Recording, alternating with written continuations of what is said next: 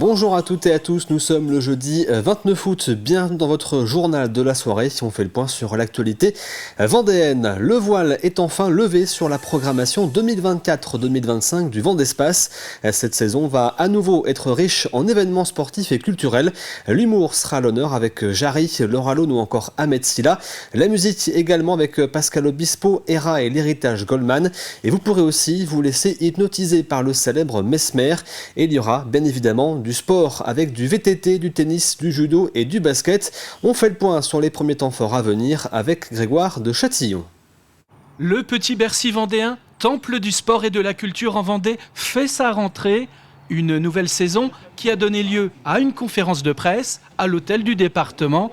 Autour de la table, entre autres, Madame Sport et Monsieur Culture du conseil départemental affichant la nouvelle programmation du Vendespace. Ibrahim Malouf qui revient au mois d'octobre sur une création, voilà, donc il tourne dans toute la France, mais là il y a une création particulière juste à quelques jours de l'ouverture du village du Vendée Globe. Du 29 septembre au 6 octobre, on aura l'Open de tennis, la 11e édition.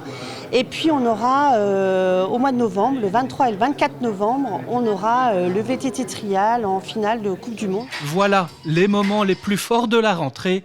Et ce n'est pas terminé. Le spectacle Lavoine symphonique, donc Marc Lavoine avec un orchestre symphonique, de l'opéra urbain, Molière, l'opéra urbain, un spectacle qui tourne dans toute la France et qui devrait séduire très largement. La fête du basket au mois de mai et puis au mois de juin, les finales de challenge en handball. De la diversité autant pour le sport que pour les spectacles, avec par exemple de la danse contemporaine ou bien du cirque. De quoi vivre des moments privilégiés au Vendespace.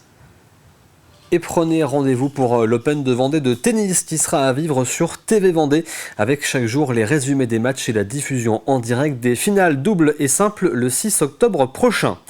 Vous les voyez sans doute sur les routes du département, ces panneaux marqués « Recherche de personnel ». L'entreprise recrute, emploi à pourvoir. En effet, de nombreux secteurs manquent de main-d'œuvre et le monde de la coiffure n'y échappe pas. 5 salons sur 6 ne trouvent pas de coiffeuse ou de coiffeur. À Givran, Maïté, coiffeuse à la retraite, n'a pas eu d'autre choix que de reprendre du service dans son ancien salon pour pallier une absence. Tim Bastard est allé à sa rencontre. Cet été, cette coiffeuse à la retraite a repris du service. Oui, très bien. Maïté a fondé ce salon de coiffure il y a 32 ans. En 2021, elle décide de prendre sa retraite et vend son commerce à Clémence, aujourd'hui en congé maternité. Ne trouvant pas de personnel pour la remplacer le temps de son arrêt, la nouvelle patronne a donc fait appel à l'ancienne le temps de l'été. Je lui avais promis, quand elle a racheté mon salon, que si elle avait besoin de moi, elle pourrait faire appel, que je me rendrais disponible, absolument. Alors d'autant plus pour elle, avec cette belle occasion, c'est de faire son bébé, c'est qu'elle soit vraiment sereine, de savoir que son salon serait entre de bonnes mains. Depuis le 1er juillet, Maïté est donc revenue aider en tant qu'employée saisonnière. Voilà, c'est un vrai bonheur. Les cheveux souples. Ouais. Figure emblématique de la commune, l'ancienne coiffeuse de Givran a donc retrouvé ses clients d'antan. Toujours bien accueillie avec Maïté, le sourire tout le temps. Non, c'est trop super. Ah, ben Maïté, ça fait quelques années qu'on se connaît. Quelques années, petite vingtaine d'années. Sur place, Maïté peut compter sur Marine, employée à l'année, et elle a fait appel à Isabelle, une amie de longue date, anciennement propriétaire d'un salon à Bretignolles-sur-Mer. Et ça se passe super bien. On se connaît depuis toujours, donc forcément, c'est le côté facilité. Marine est une employée extraordinaire. Elles sont géniales. C'est de nouvelles expériences, de nouvelles choses apprises, de nouvelles techniques, de nouvelles méthodes. Et franchement, c'est que du positif. Si Maïté et Isabelle se donnent à cœur joie de travailler ici cet été, elles soulignent le même problème. Cette pénurie de personnel est inquiétante pour l'avenir. On s'aperçoit que finalement, selon les sondages, il y a quand même 4 salons sur 6 qui est en recherche de personnel. Fin août, les 2 coiffeuses raccrocheront leur paire de ciseaux. D'ici là, elles recherchent activement de nouvelles remplaçantes pour la rentrée. Il arrive peut-être que vos enfants, vos ados viennent vous voir pour négocier une petite rallonge sur leur argent de poche et que vous leur répondiez non. Et l'étude qui vient de paraître à ce sujet risque de ne pas vous aider dans les négociations. En effet, la région Pays de la Loire est parmi celles où la moyenne mensuelle d'argent de poche est la plus basse, à 26 € contre 29 € au niveau national. Les mieux lotis, ce sont les jeunes Corses avec 39 € d'argent de poche par mois en moyenne. La présence des noctules communes en Vendée est-elle menacée? Cette espèce de chauve-souris se fait de plus en plus rare sur le territoire, principalement en raison des difficultés croissantes à se nourrir. La diminution des insectes, sa principale source de nourriture, ainsi que la destruction de son habitat en sont les principales causes. La noctule commune vit exclusivement dans des arbres creux et pour protéger cette espèce, la Ligue de protection des oiseaux et la région des Pays de la Loire ont mis en place un plan de sauvegarde.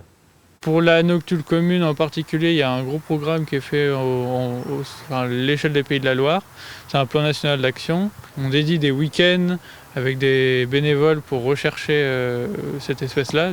L'objectif, c'est d'avoir de la connaissance scientifique sur l'espèce et ensuite de protéger les sites qui sont favorables, notamment les arbres, via des classements en arrêté de protection de biotope, les faire inscrire dans les plans locaux d'urbanisme des communes. Comme ça, les arbres ne seront pas touchés et du coup pas endommagés et ce sera toujours bénéfique pour les chauves-souris. Pas de panique, si vous voyez une trentaine d'ULM passer au-dessus de chez vous le week-end prochain, c'est le Tour de Vendée Paramoteur, un événement organisé depuis 10 ans par Atlantique Paramoteur. Et pour cette édition, ils partiront depuis Saint-Aubin-la-Plaine pour rejoindre Montaigu. 6 heures de vol en 2 jours à condition que la météo soit clémente. Plusieurs pauses techniques sont prévues sur les terrains situés près du littoral. C'est aussi l'occasion pour les débutants de faire leur premier vol en étant accompagnés par des pilotes aguerris. Et c'est aussi l'occasion pour les jeunes brevetés de cette expérience. C'est vraiment, ça met un pied à l'étrier pour les navigations. Ça démystifie aussi le fait qu'on va se barrer du terrain, ça va être compliqué. Alors, du coup, en groupe, t'as toujours les plus anciens qui aident les jeunes et puis ça rassure, tu vois, de voler avec d'autres personnes, quoi. L'année dernière, on était une trentaine, je crois, un truc comme ça. J'en ai un que j'ai breveté, il est de Brest. T'en as d'autres qui sont de Normandie. Enfin, t'en as un peu partout. Le centre est vachement connu ici. C'est la fin de cette édition. On se quitte avec ces images de la rentrée des professeurs au collège Sacré-Cœur de La Roche-sur-Yon ce matin. Les 45 professeurs ont rencontré la nouvelle directrice et fait un point général avant la rentrée. Nous en reparlerons en détail demain midi. Vous pouvez bien sûr retrouver les reportages sur tvvendée.fr. Je vous souhaite une très bonne soirée.